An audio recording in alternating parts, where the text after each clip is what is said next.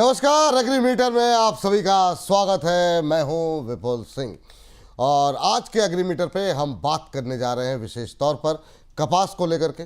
कपास के अंदर क्या कुछ गतिविधि देखने को मिल रही है, क्या वहां पर अभी खरीदारी करनी चाहिए, नहीं करनी चाहिए, इन तमाम पहलुओं को लेकर के हम बातचीत करेंगे। हमारे साथ इस चर्चा में शामिल हो रहे हैं बीरेन वकील जी। बीरेन वकील सर, बहुत बहुत स्वागत आज की इस विशेष चर्चा का हिस्सा बनने के लिए।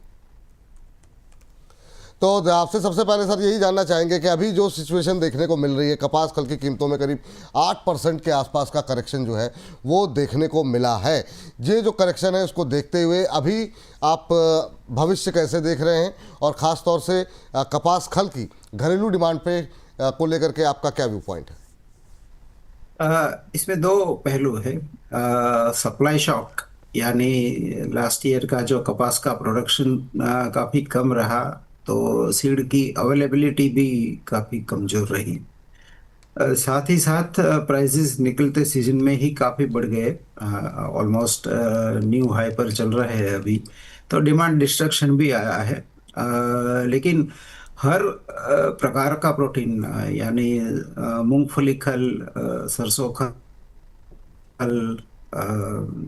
डीडीजीएस, ये सब काफी मजबूत है। और स्पेशली खलों का राजा, प्रोटीन का राजा सोया खल काफी तेज है। तो ये देखते हुए और कम सप्लाई देखते हुए ये मार्केट में ज़्यादा मंदी भी नहीं है। वैसे बोले तो ये क्विंटल के हिसाब से मार्केट 32-36 के बीच लॉक हो गया है।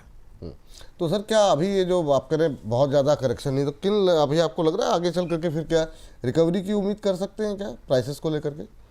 इसकी कपास जी। सप्लाई साइड की काफी टाइट है। बट अभी जो एक्सट्रीम हीट वेव है, तो हीट वेव में गर्मी में चलते हुए पशु का आहार थोड़ा कम हो जाता है। पशु पानी ज्यादा पीता है, इसलिए खुराक कम लेता है। एक बार मानसून आ जाएगा, मीन्स पहली बारिश आ जाएगी, जुलाई ऑनवर्ड इसकी डिमांड काफी खुल जाएगी। हर खली में खुलेगी, मीन्स सोया हो या सरसों हो या कॉटन खल हो, तो तब उसमें अपसाइड आ सकती है। फिलहाल ये डेफिसिट मार्केट है, ऐसा कह सकते हैं।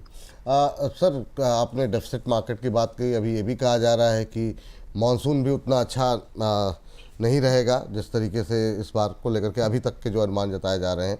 तो उस ऐसे में क्या प्राइसेस को लेकर के क्या आउटलुक है सर आपका कपास खल की?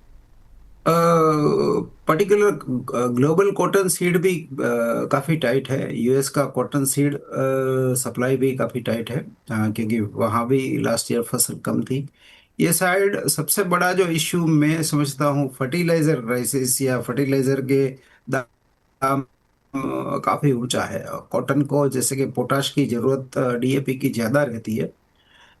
तो बारिश कब आती है, कैसी आती है, उस पर आगे की सोई निर्भर रहेगी।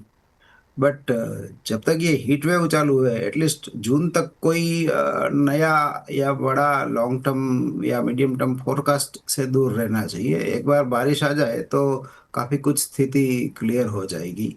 अभी बहुत सा वाइल्ड कार्ड है, अल नीनो या हॉर्मूज या heat wave, and financial crunch, liquidity crunch भी काफी है। तो इसकी भी थोड़ी प्राइस पे असर देखी जा रही है। तो अभी वेट एंड वॉच की मतलब जो है सिचुएशन अपनानी चाहिए, स्थिति अपनानी चाहिए, है ना सर? अच्छा सर, ये बताइए कि सर अभी अगर हम बात करें तो स्टॉक पोजीशन को लेकर के क्या स्थिति दिखाई दे रही, क्या सिचुएशन है?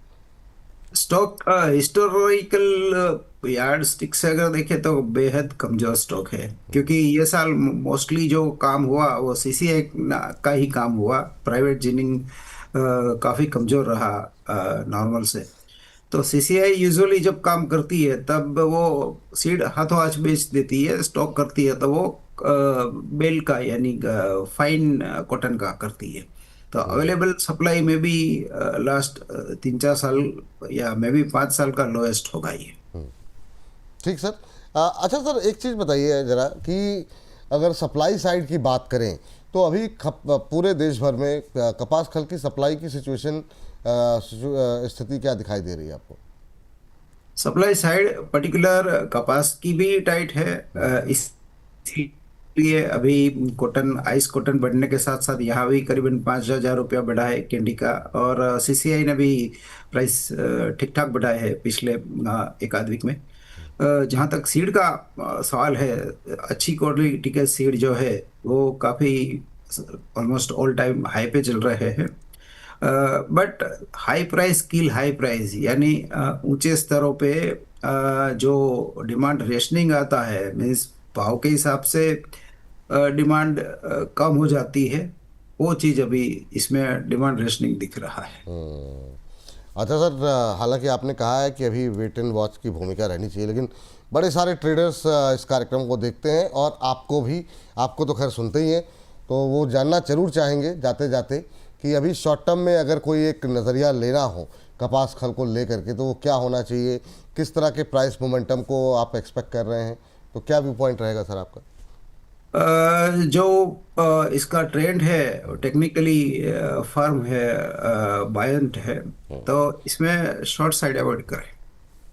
चलिए, तो अभी के लिए छोटी अवधि में शॉर्ट पोजीशन जो है बनाने की कोशिश ना करें। कपास खल में ऑलरेडी 7-8% का करेक्शन आ चुका है, फर्दर डाउन साइड की उम्मीदें कम दिखाई दे रही हैं। सर बहुत बहुत शुक्रिया, बहुत बहुत धन्यवाद। कोई डिस्क्लोजर आपकी तरफ से, हालांकि कोई रिकमेंडेशन तो है नहीं, लेकिन फिर भी मेरा जो काम है वो एकेडमिक रिसर्च या रिस्क मैनेजमेंट तौर का है, तो मेरी कोई पर्सनल पोजीशन नहीं रहती। बहुत बहुत शुक्रिया सर, बहुत बहुत धन्यवाद आज की इस चर्चा में जुड़ने के लिए, और कपास खल को लेकर के इतनी डिटेल में इतनी अच्छी रिसर्च के साथ हमारे दर्शकों को ज्ञानवर्धन उनका करने के लिए बहुत बहुत शुक्रिया आपका। तो अभी के लिए तो यहीं पर समेट रहे हैं, लेकिन बाकी गोल्ड सिल्वर से लेकर के बाकी जो मेटल है, प्रीशियस मेटल हो या फिर बाकी मेटल्स हो, क्या करना चाहिए क्या नहीं करना चाहिए, तमाम कमोडिटी अपडेट आपको यहीं मिलेगी बोनस पे। बने रहिए बोनस के साथ और लेते रहिए bonus. Equity, commodity, policy, mutual fund, हर प्रश्न का जवाब यहीं पर। अभी के लिए इजाज़त दीजिए, बोनस के साथ बने रहिए। नमस्कार।